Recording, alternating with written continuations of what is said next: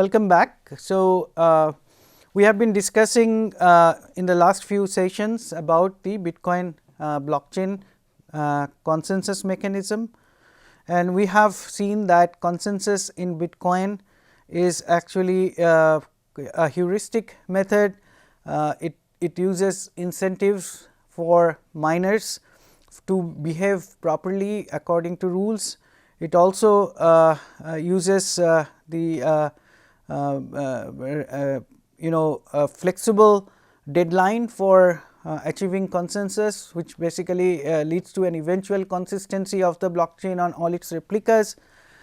It also allows you to thwart any Sybil attack by making the probability of making your being the next reward winner proportional to your global hash power. And we also saw the economics that should be in the mind of the miner in terms of whether to participate in the mining process or not. When we go into the public blockchains, the private blockchains or permissioned blockchains, we will see that most of them do not have a currency associated with them. And if they do not have a currency associated with them, a currency is not mined within the blockchain, or if the currency that is mined does not have any market value, then we need another kind of consensus. We cannot depend on this kind of participatory consensus mechanism. So, but we will get to that later when we will go into the permission permission blockchain or non-public blockchain. And but for public blockchain, most of the public blockchains use some form of mining, which are some variant of this, and so let us understand it finally, putting it all together. So, there are several concepts that we have discussed. We discussed the notion of identities. In case of permission free, permissionless blockchain, what we see is that identities are not tied to real world identities.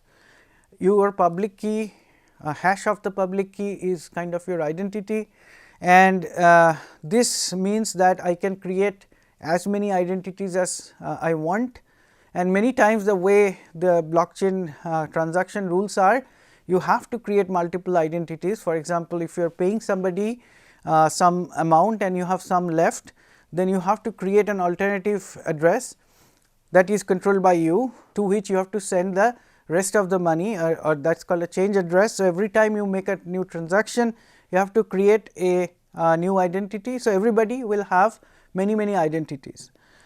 So, in a network with such kind of identity which is not tied to a real world identity, there is a possibility of a Sybil attack, which means that somebody might create too many identities to wield more power.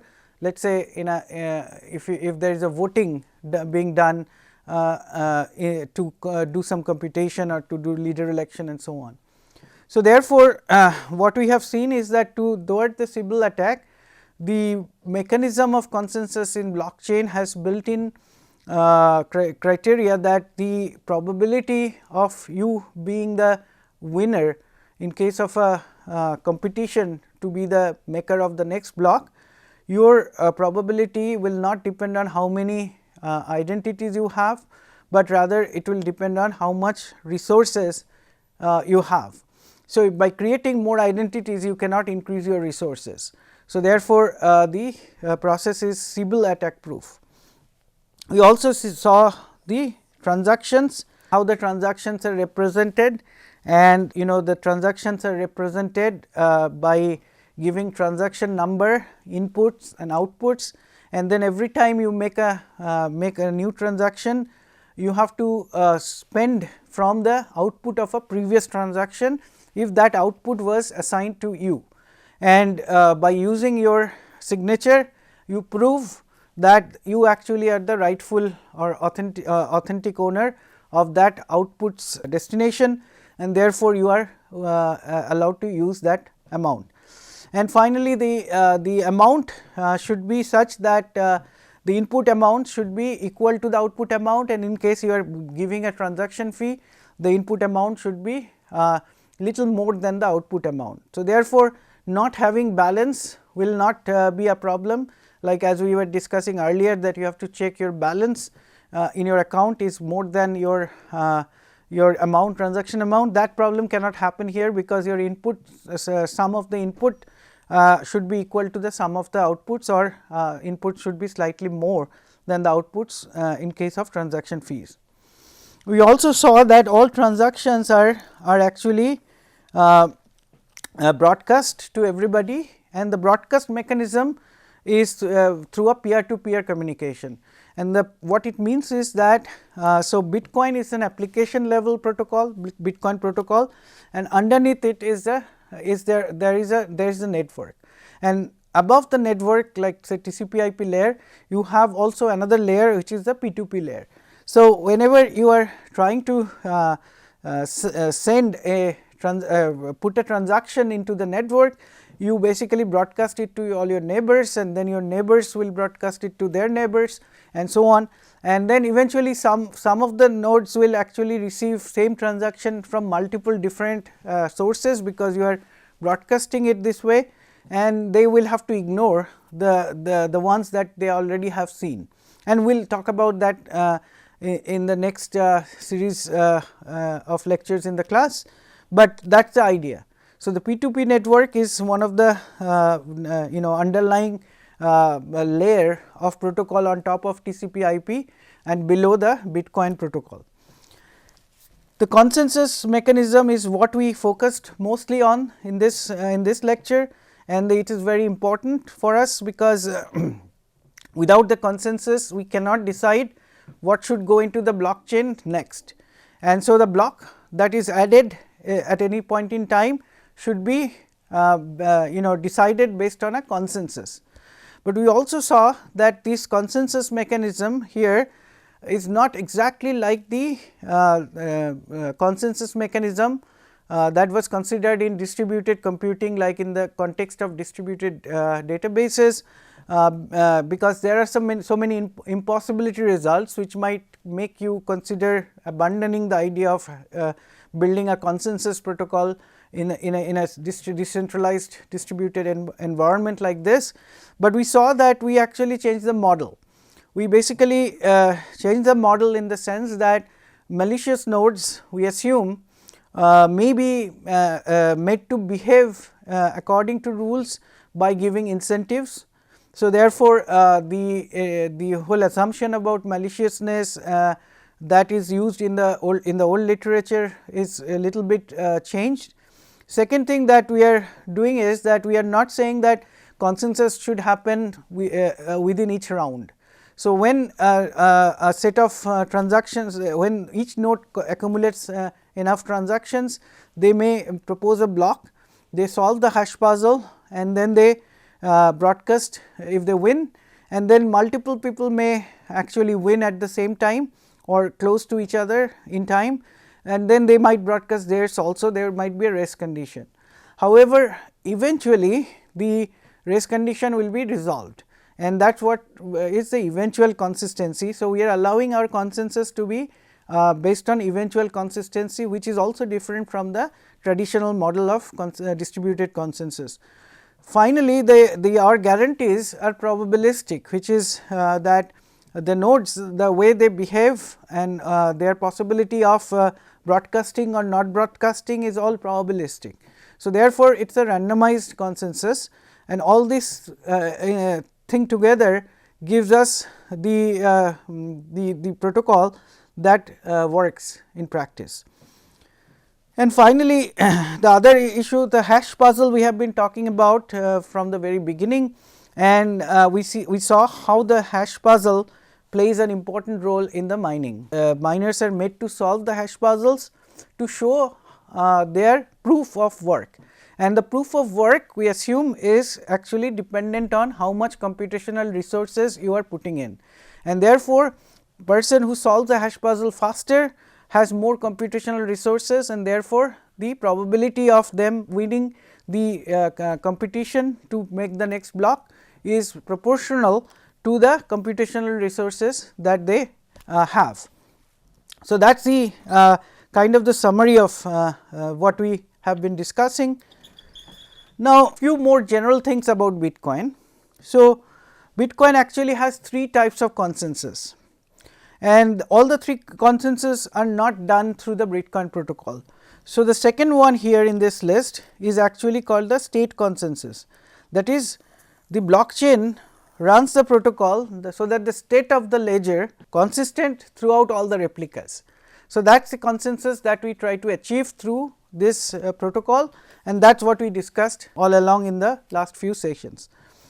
But there is also a value consensus, that is the Bitcoin's market value, right. This market value is has nothing to do with the Bitcoin protocol, it has to do with lots of extraneous factors, such as what is the news in the market, how the investors see the Bitcoin going up and down, up or down in value, and therefore, this is also done through a distributed process. There is no central authority or bank that decides the value of the market value of the Bitcoin, but actually it is decided on by a decentralized process based on demand and supply.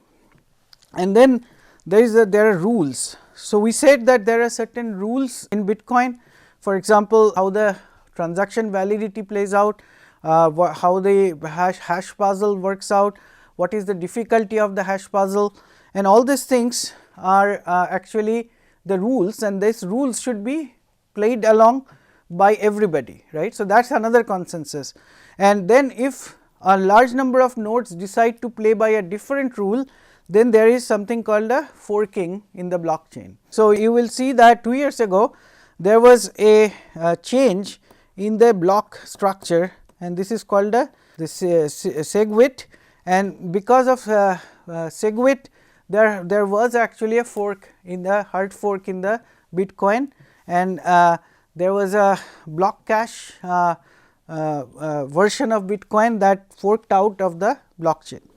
So, we worried about the second type, that is the ledger consensus, but the other consensus are also important in the entire scheme of things. The other issue is that we want to point out is that Bitcoin is bootstrapped. Now, what do I mean by this, right? So, when the Bitcoin came into existence, very few people knew about it, only people in crypto community knew about it, and the amount of mining resources was desktops and laptops and so on, and therefore, the anybody and everybody had almost equal chance of winning the next block.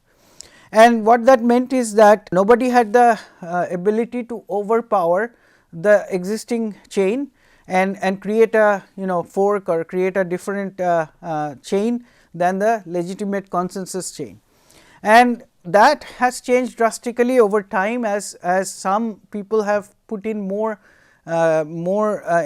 resources for Bitcoin mining, and therefore, the health of the mining may be deteriorating. And as we get news of the health of the mining system being worse, for example, if there is a news that China is going to nationalize all its blockchain mining companies and consolidate them, that would mean that investors will immediately panic that there might be a 51% hash power within that consolidated company, and therefore, the blockchain can be easily subverted and your old transactions may become invalid. People will take out their investment from Bitcoin, and what that would do is that the price of the Bitcoin, the value of the currency will fall. So, health of the mining ecosystem and the value of the currency are related to each other. How they are related to each other? So, we just described how the health of the mining system influences the value of the currency. On the other hand, the value of the currency also influences the health of the mining system, because if the value is very small, people will not invest in computational resources to do mining. Very few people will do mining, and therefore, there will be no competition to create the mining, and therefore, lesser mining resources there are, the chances of somebody actually among the rest of the miners becoming 51% becomes higher. So, therefore, the value of currency falls means that a lot of people will leave the mining business. The other thing is the security of the blockchain.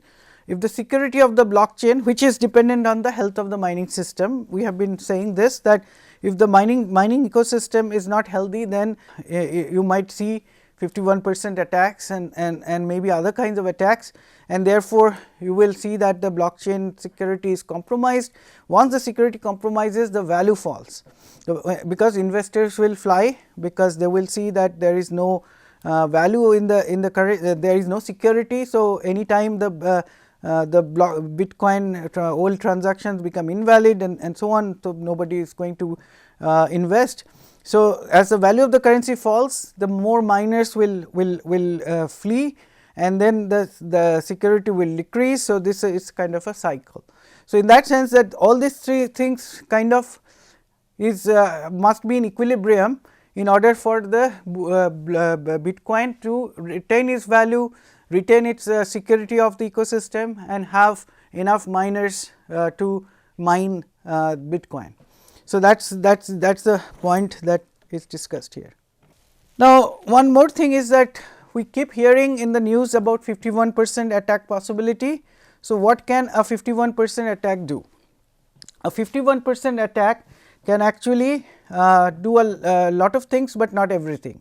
For example, a 51% attacker cannot steal coins from an existing address, because that existing address might have coins, and it received the coins through some as output of a previous transaction, and only way to steal those coins is to know the private key of that addressee. If you do not know the private key, you can never redeem the coin. So, 51% attacker or not, it is cryptographically protected. It is not based on the consensus. The 51% attacker can only influence the consensus or how the blockchain develops, but it cannot subvert cryptography. Second thing is that can it suppress some transactions from the blockchain? Yes, because it can actually, if it has 51% power, it will start developing another chain. So, if this is the original chain where your transaction was there, and then it will start, and then you actually got 6 confirmations. So, you are now or got 5 confirmations, and you are waiting for one more confirmation before you can redeem. At that point, the 51% attacker can come and start building here another branch of the chain, and since he has more hash power, he keeps building more and more of these, and others also get fooled and start building on this, and this becomes longer. So, then your transaction becomes no longer part of the permanent record, and therefore, you cannot redeem that money. So, that is a possibility, and that possibility can also happen if you had 6 confirmations. If 51% attacker attains, let us say 90%, right. So, in that case, he can really build every 10 times 9 blocks will be built by him, and therefore, he can very quickly surpass even the 6 length long confirmation. So, that is a real possibility depending on how much above 51% he is, and even with 51% there is a probability that you will make more than half the blocks, and therefore, he can surpass the existing chain. But he cannot suppress a transaction when the transaction is being broadcast into the P2P network. That requires an attack on the P2P network by network cyber attack, rather than on the consensus process or on the block making or on the any other cryptographic technique. So, that he cannot do. Can he change the block reward? No, he cannot change the block reward, because block reward is part of the rule, and therefore, he even if you have 51%, you cannot make blocks which gives you more reward, because if you give yourself more reward, then others will not validate that block, and therefore, you will not be able to do this. Now, what he can do very well is to destroy the confidence in the Bitcoin ecosystem, and therefore, the value of the Bitcoin will fall, miners will flee, and the whole Bitcoin infrastructure will collapse. And that is what we were trying to actually say in the previous one, that all of these things should be in an equilibrium, so that the entire ecosystem does not collapse. The value collapses, the miners flee, and therefore, transactions cannot be put into the block securely, and things like that.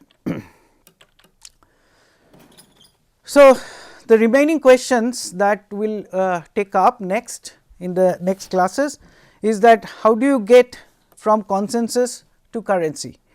And so, because we discussed consensus and we discussed creation of currency, but eventually there has to be a mechanism and how the way the consensus gives us currency, and that is called the Bitcoin mechanism, and we will be taking up Bitcoin mechanism as our next topic. And the other question is, what else can we do with consensus? And this is the question that will be pondering even after when we talk about other blockchain systems, all of which will require some form of consensus. And so, we will look at what other consensus mechanisms are there. We in some cases we directly do a Byzantine fault tolerant consensus or randomized Byzantine fault tolerant consensus.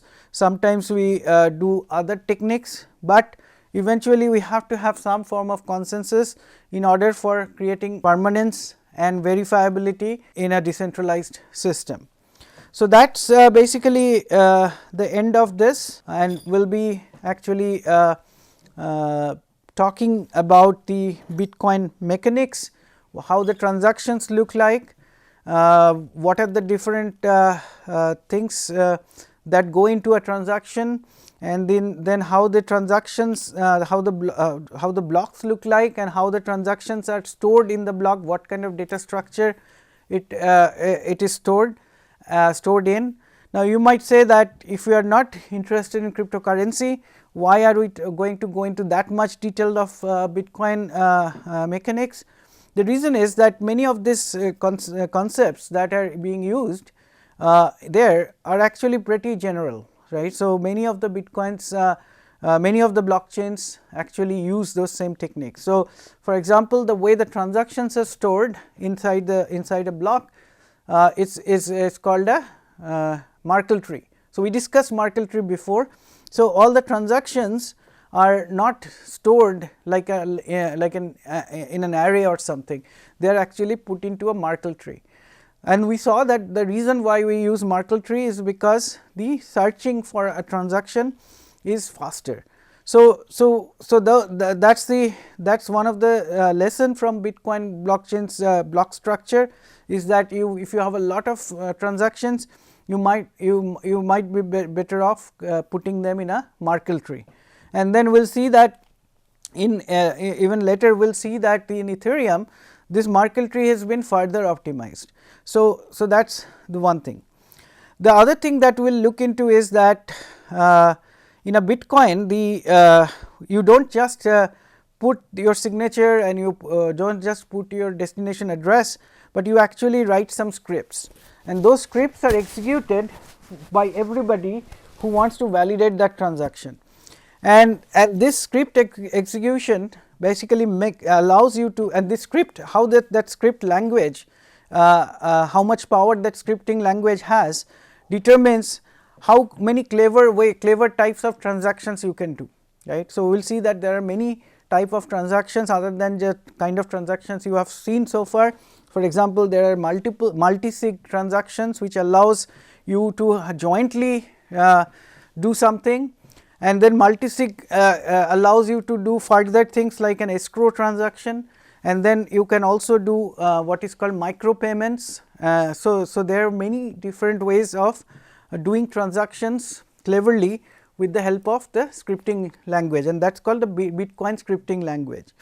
But we will see that with the Bitcoin scripting language, you have a very limited power, you can only do certain things, and that led people to think that why can't we write much cleverer transactions, and therefore, they started thinking about a new language for writing clever complex transactions, and that led to the idea of smart contracts.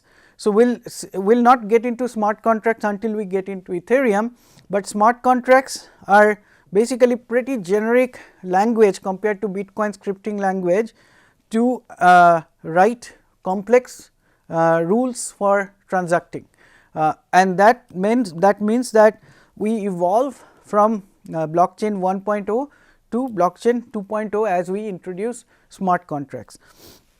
So, in order to understand smart contracts, we have to first look at Bitcoin scripting language and understand its inadequacy which led to the smart contracts. That is another reason why we want to go into the Bitcoin mechanics in a more details, even though I am like totally opposed to the cryptocurrency, because unless we see what exists and what are its pitfalls, we cannot evolve to the next good thing. And that is another thing that we will study in the Bitcoin mechanics lectures. And after we are done with the Bitcoin mechanics lecture, we will move to the Ethereum, and we will look at smart contracts. But in this course, we will not be actually teaching you how to write new smart contracts. We will see some examples, we will get some ideas, but the point we try to put across to you is not to make you become a Bitcoin or Ethereum expert or programmer of smart contracts, but rather conceptually understand what the blockchains are, what their dynamics are, and how you can use blockchain for many applications. And after we are done with the smart contracts and in Ethereum context, we will move to a permission blockchain which is Hyperledger, and we will see how Hyperledger uses smart contracts and how Hyperledger does consensus. So, consensus in Ethereum is very similar to that of blockchain, Bitcoin blockchain, but consensus is Hyperledger is entirely different. So, because of that, we have to understand how the consensus is done in Hyperledger and what are the other possibilities in Hyperledger to do the consensus. And interestingly, in Hyperledger, they have a pluggable consensus. So, you can write your own consensus and plug it into the Hyperledger. Hyperledger is an open source system, open source blockchain. So is Ethereum and Bitcoin as well. So, so then we'll see what are the other applications that people are using, and why are they not using one of these previous blockchains and developing their own. So, for that we will look at least one for specifically designed for IoT systems, and it is called IOTA, and then we will look at one for the financial players, and that is called CODA. And then if we have time, we will see a few other blockchains, and then we will look at least one or two applications like land record on a blockchain or medical information on a blockchain, this kind of an application.